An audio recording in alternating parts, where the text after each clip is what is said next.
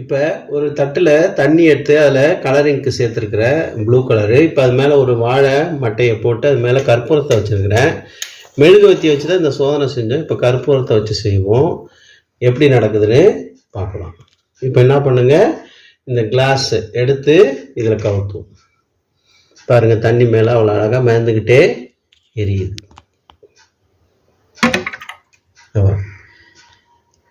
இப்போ தண்ணி என்ன பண்ணுச்சு, வேகமாக உள்ளே போனதை பார்க்கலாம்.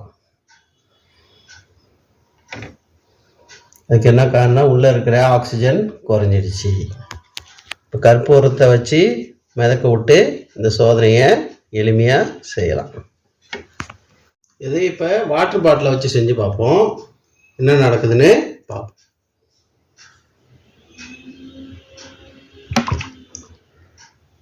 பாருங்க, தண்ணி, வாழை மட்டை, கற்பூரம் எல்லாம் மேலே ஏறதை பார்க்கலாம்.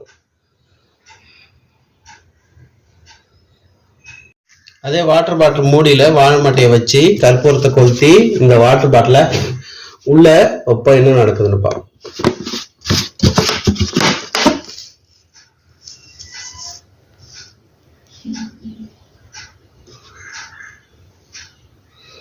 உள்ள இருக்கிற ஆக்சிஜன் குறைஞ்ச உடனே அமுந்துச்சு.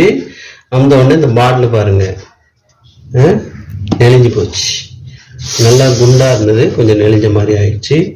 இப்போ திறப்போம், மறுபடியும் பழைய நிலைக்கு வந்துச்சு. இப்போ இது மேலே இந்த கிளாஸை கவுத்தி வைப்போம். எப்படி பாருங்க, தண்ணி மேலே அழகாக எரியுது. பாருங்க, பாட்டிலு தண்ணிக்குள்ளே எரியுது. அப்புறம்